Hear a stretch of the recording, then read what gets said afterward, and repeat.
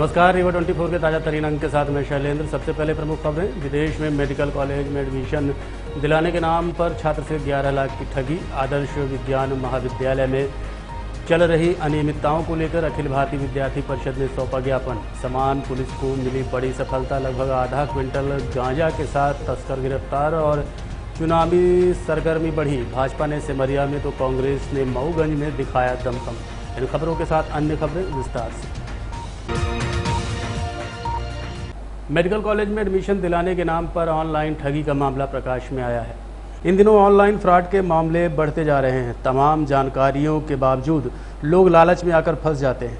हाल ही में एक मामला रीवा के चिरहुला कॉलोनी से आया है, जहां कजाकिस्तान के मेडिकल कॉलेज में एडमिशन दिलाने के नाम पर 11 लाख की ठगी का मामला प्रकाश में आया है। मामले को लेकर पुलिस अधिकारियों ने बताया कि चिरहुला कॉलोनी में रहने वाले पटेल परिवार को इसका शिकार बनाया गया है। ठगी करने वाले काल्पनिक व्यक्ति ने फ़ोन पर कहा कि 30 लाख कॉलेज की फीस है, उसकी वह 15 लाख में करा देगा, जिसके बाद पीड़ित ने 2 बार में 11 लाख रुपए दिए। रिवर 24 आपसे अपील करता है कि इस तरह के झांसों में न फंसे और सतर्क रहें। यहाँ एक चिरहुला कॉलोनी निवासी हैं पटेल जी। उनके किसी रिश्तेदार का जो है मेडिकल कॉलेज में एडमिशन के नाम पर 11 लाख की ठगी हुई है, जिसमें उनसे फ़ोन पर संपर्क किया गया था प्रार्थी से, और उनको ये कहा गया था कि आपके बच्चे का, आपके रिश्तेदार का एडमिशन हम विदेश में कजाकिस्तान में जो है कम पैसे पे करवा देंगे। लगभग 30 लाख फीस लगता है, तो हम 15 लाख में करवा देंगे। ऐसा करके जो है एक बार 5 लाख, एक बार 6 लाख, 2 बार में 11 लाख रुपए की ठगी की गई है, जिस पे थाने में प्रकरण पंजीबद्ध किया गया। आरोपी क्या नाम जान है या फिर आरोपी चूँकि अपना काल्पनिक नाम उनको बताया था, और जिन खातों में पैसे गए हैं उनके हिसाब से और नंबरों के हिसाब से अपन उसमें विवेचना कर रहे हैं आगे। आम जनता से क्या अपील करेंगे, क्योंकि चुनाव एडमिशन का टाइम भी है? आम जनता से मैं यही अपील करना चाहता हूं कि देखिए, इस तरह के बहुत सारे फ्रॉड हो रहे हैं, लगातार हो रहे हैं। लोगों के पास कॉल आते हैं और हम विश्वास कर लेते हैं और उस पर पैसे भी ट्रांसफ़र कर देते हैं। तो मेरा कहना ये है कि भाई, आप ऐसे ऑनलाइन कोई अगर फ़ोन करता है, कोई कॉल करता है, उस पर भी भरोसा बिल्कुल मत कीजिए। जब तक आप फिजिकली वहाँ पे जाके पता ना करें कौन सी संस्था है, कौन सा ये है, फिजिकली मिल कर के उसको देखें नहीं, वेरीफाई नहीं करें, तब तक किसी के कहने पर, फ़ोन पर, केवल फ़ोन के माध्यम से बातचीत करने पर कभी भी किसी भी के खाते में 1 रुपये भी न डालें। मेरा यही अपील है। तभी कांग्रेस पार्टी द्वारा मऊगंज में आज एक कार्यक्रम का आयोजन किया गया, जिसमें कांग्रेसियों का जमावड़ा देखने को मिला।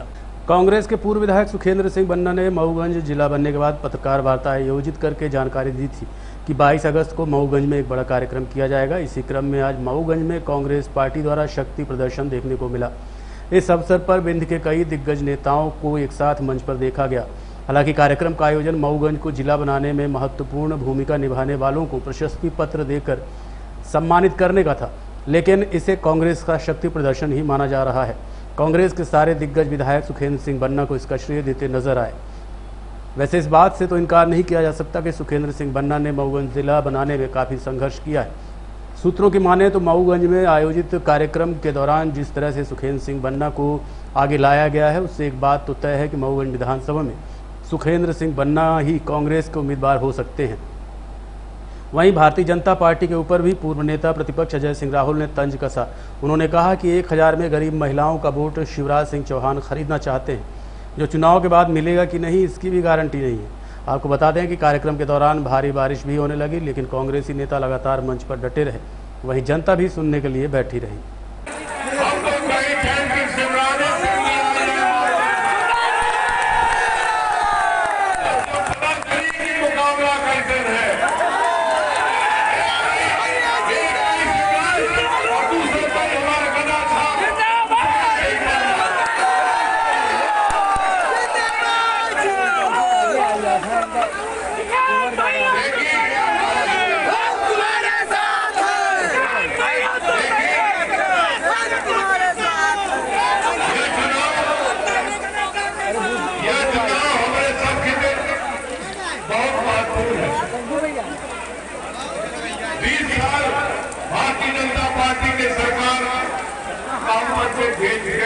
20 साल आपका हमारा हालत ना होंगे।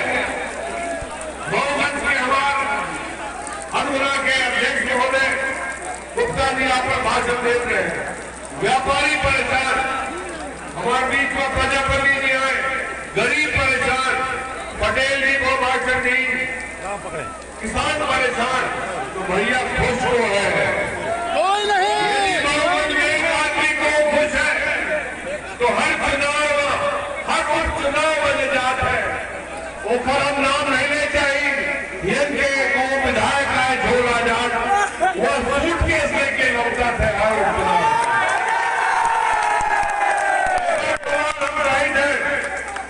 जब रहेगा तो चुनाव भरा तो सब जगह भारतीय जनता पार्टी प्रचार करते रहे। मध्य प्रदेश के नक्शे पर यदि मऊगंज के नए जिले का उदय हुआ है तो उसके पीछे जनता जनार्दन का संघर्ष है, भाई सुखेंद्र सिंह बना का संघर्ष है। यदि हम ये कहें कि सुखेंद्र सिंह बना मऊगंज जिले को बनाने के लिए इस क्षेत्र के विश्वकर्मा है, कोई अधिक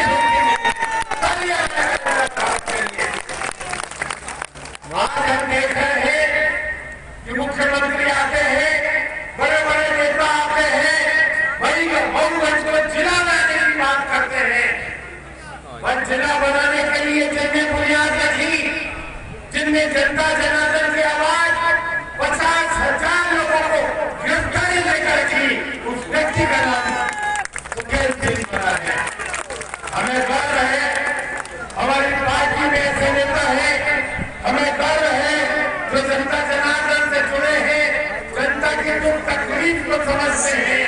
और ये काम सिर्फ कांग्रेस कर सकती थी। अरे 15 महीने में कमलनाथ जी की सरकार गिरा दी और 15 महीने में यदि नहीं गिरी होती आज ये जिला पहले 3 साल पहले बन गया होता, अस्पताल बन गया होता, नए कॉलेज आ गए होते, नई सड़कें आ गई होती जिले के अंदर। समान पुलिस को बड़ी सफलता मिली है। पुलिस ने गांजे सहित तस्कर को गिरफ्तार किया है।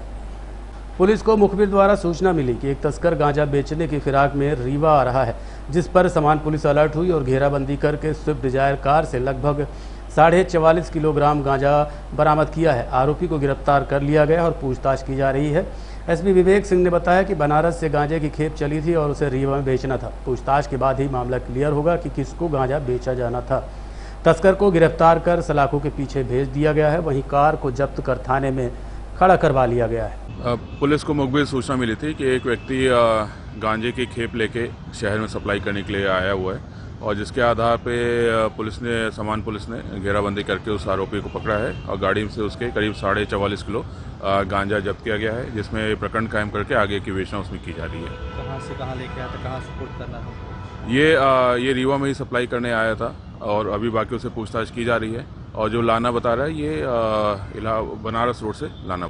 निश्चित रूप से कहीं ना कहीं ये सप्लाई करना ही है इसको, तो वो सारी चीज़ें से पूछताछ की जा रही हैं और जैसा अगर कथन या जो भी विवेचना में पाया जाएगा उस आधार पर अग्रिम कार्रवाई इसमें की जाएगी। भारतीय जनता पार्टी का कार्यकर्ता सम्मेलन आज सिमरिया विधानसभा क्षेत्र में आयोजित किया गया। इस दौरान भाजपा के वरिष्ठ नेता कैलाश विजयवर्गीय सिमरिया पहुंचे और कार्यकर्ताओं का उत्साहवर्धन किया। भारतीय जनता पार्टी का कार्यकर्ता सम्मेलन सिमरिया विधानसभा क्षेत्र में आयोजित किया गया। इस दौरान हजारों की संख्या में कार्यकर्ता उपस्थित रहे, जिसमें कार्यकर्ताओं को चुनाव की रणनीतियों को लेकर नेताओं ने संबोधित किया। वहीं पत्रकारों से बात करने के बाद कैलाश विजयवर्गीय ने बताया कि मध्य प्रदेश में उनकी ही सरकार बनेगी। पूरी 160 सीटें आने का उन्हें भरोसा है। उन्होंने कहा कि हमारे कार्यकर्ता बूथ लेवल तक काम कर रहे हैं। साथ ही उन्हें टिकट के सवाल पर कहा कि ये बात सार्वजनिक करने वाली नहीं है। वहीं पत्रकार द्वारा अभय मिश्रा के संदर्भ में सवाल पूछे जाने पर कैलाश विजयवर्गीय ने बीच में ही रोक दिया। आयोजित कार्यकर्ता सम्मेलन में अभी कांग्रेस से लौटे पूर्व विधायक अभय मिश्रा मंच पर या आसपास कहीं दिखाई नहीं दिए। बहुत तैयारी है। पोलिंग बूथ तक हमारा सशक्त है। हमारे लगभग 65,000 पोलिंग बूथ है। वहाँ पर हमारी चल रहा था, अभी बीच में कांग्रेस से आए हैं। चुप रहो जरा।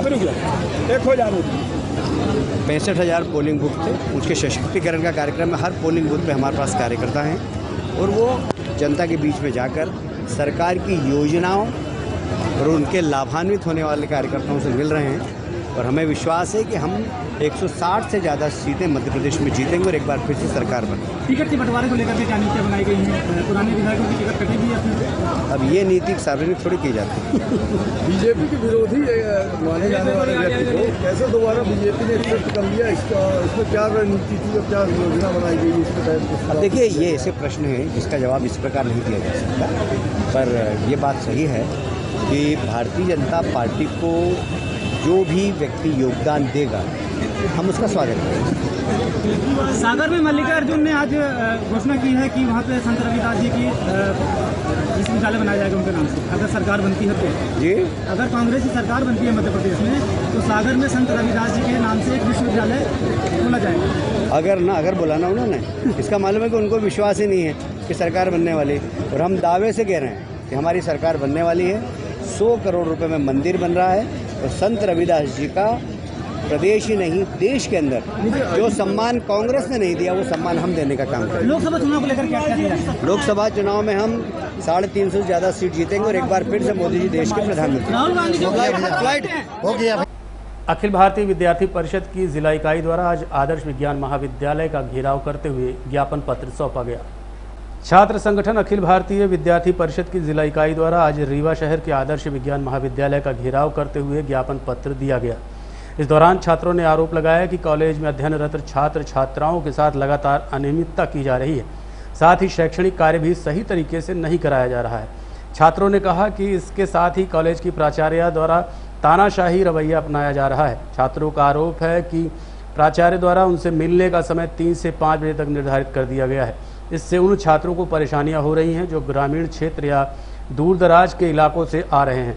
छात्रों ने कहा कि प्राचार्य कॉलेज की मुखिया होती हैं और उन्हें कार्यालय समय में छात्र छात्राओं से मिलना चाहिए, क्योंकि हर छोटे बड़े कार्य प्राचार्य के माध्यम से ही होते हैं। इसके अलावा अपनी अन्य मांगों को लेकर आज अखिल भारतीय विद्यार्थी परिषद छात्र संगठन द्वारा आदर्श विज्ञान महाविद्यालय की प्राचार्य को ज्ञापन पत्र सौंपा गया और समस्याओं के निराकरण की मांग की गई। अखिल भारतीय विद्यार्थी परिषद अपने स्थापना काल से ही लगातार छात्रों के हित में काम करता आ रहा है।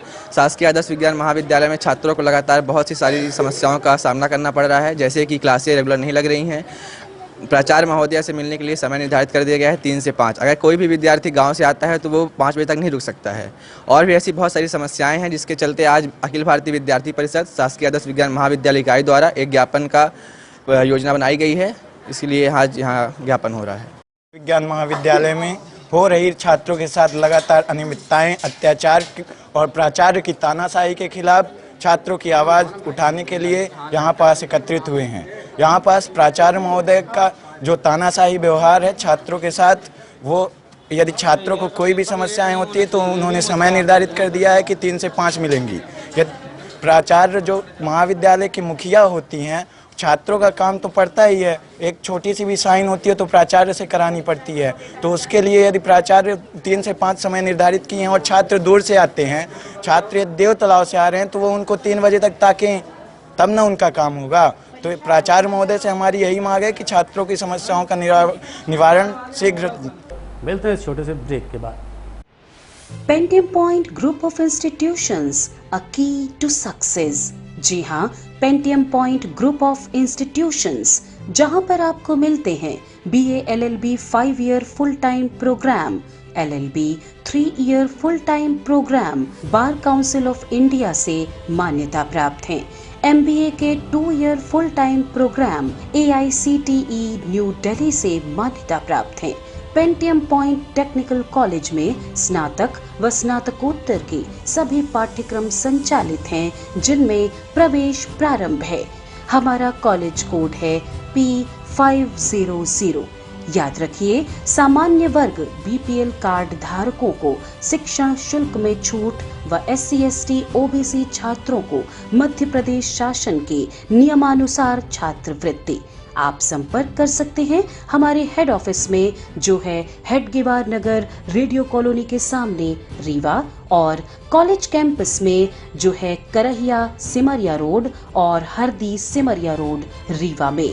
अधिक जानकारी के लिए हमारे फोन नंबर पर संपर्क कर सकते हैं। हमारा फोन नंबर है 07662438035। मोबाइल नंबर पर भी संपर्क किया जा सकता है जो है 9993208439।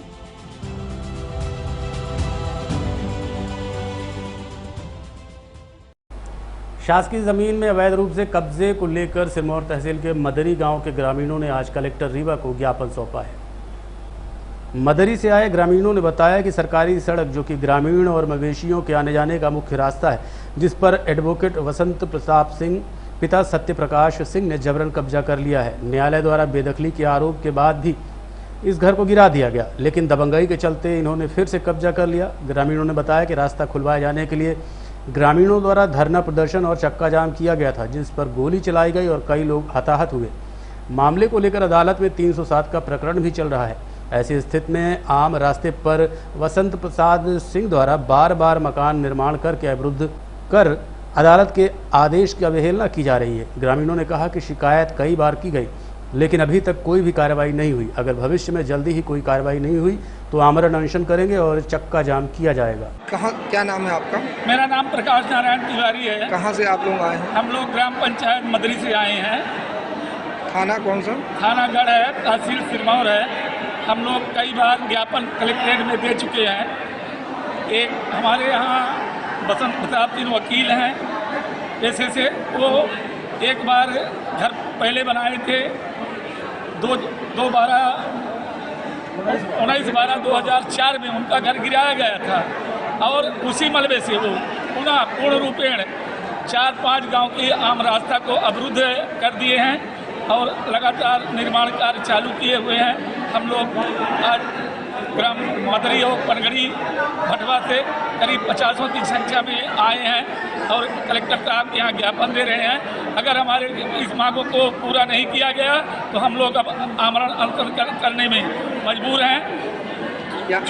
कलेक्ट्रेट में कितने बार चक्कर काट चुके? कलेक्ट्रेट में हम लोग कई बार 10 बार, जिसकी हमारे पास लिखित पूरी पावती हुई है कलेक्टर की, कोई कार्रवाई नहीं है।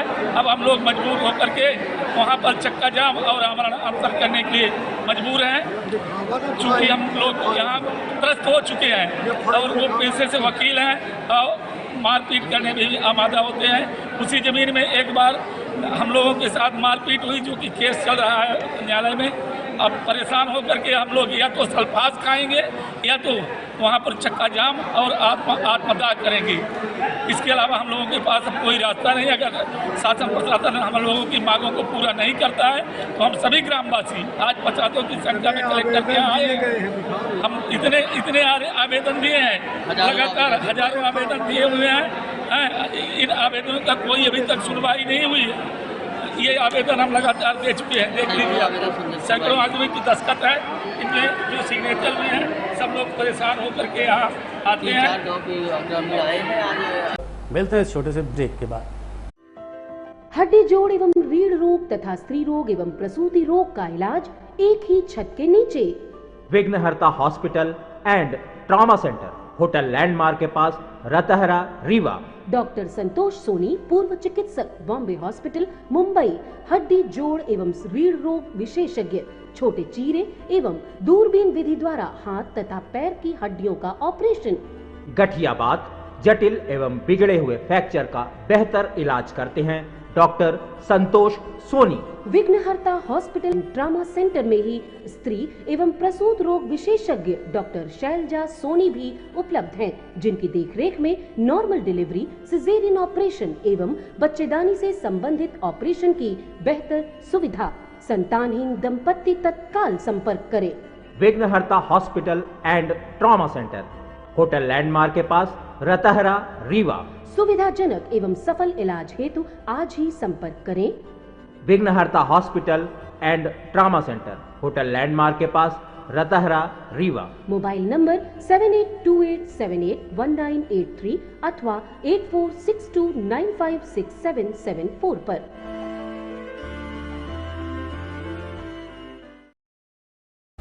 बाबा बूढ़ा अमरनाथ यात्रा के लिए रीवा से बजरंग दल का दल आज रवाना हुआ।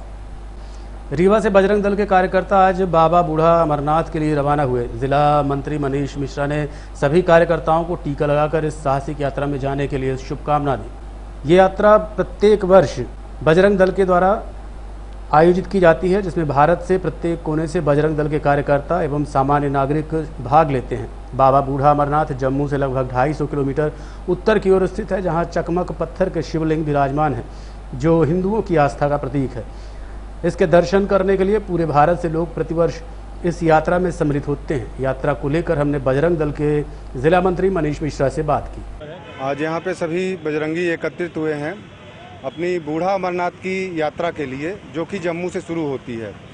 बूढ़ा अमरनाथ में चकमक से बने शिवलिंग बने हुए हैं वहाँ पे, और ऐसी मान्यता है कि जो पार्वती जी को शिव जी ने अमृत की कहानी सुनाई थी, वह अमृत की कहानी यहीं से शुरू होती है।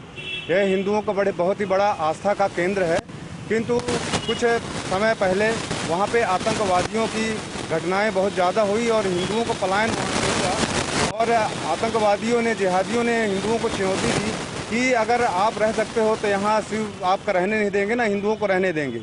इस चुनौती को बजरंग दल ने सीधे स्वीकार किया और 2005 से यह यात्रा लगातार सतत अनवरत चल रही है। इसमें देश भर के हर कोने से विश्व हिंदू परिषद बजरंग दल के कार्यकर्ता और सामान्य जन भी, जो देशवासी हैं, वो भी इस यात्रा में, साहसिक यात्रा में भाग लेते हैं और अमरनाथ जाते हैं। अभी 23 तारीख को महाकौशल प्रांत का जत्था जो कि जम्मू से रवाना होगा, उसके लिए हमारे रीवा जिले से लगभग 25 से 30 की संख्या में बजरंगी जा रहे हैं और कुछ सामान्य नागरिक गण भी जा रहे हैं साथ में, जो इस साहसिक यात्रा में जाएंगे। इन यात्रा जब हमने शुरू की थी, उस बीच में कई बार आतंकवादी हमले भी हमारी इस यात्रा में हुए हैं, लेकिन हमारे बजरंगी अभी भी अडिग हैं और उनकी हर कोशिशों को नाकाम करते हुए यह यात्रा अनवरत चल रही है और चलती रहेगी। यह साहसिक यात्रा है और इस यात्रा को हम रुकने नहीं देंगे, यात्रा अनवरत चलेगी। कौन सा मंदिर है वो? ये शिव जी का बूढ़ा अमरनाथ चट्टानी बाबा के नाम से जाना जाता है। यह जम्मू से लगभग 243 किलोमीटर उत्तर की ओर पुंछ के पास में स्थित है। यह मंदिर। तो आज के अंक में इतना ही। देखते रहिए रीवा 24 न्यूज़। नमस्कार।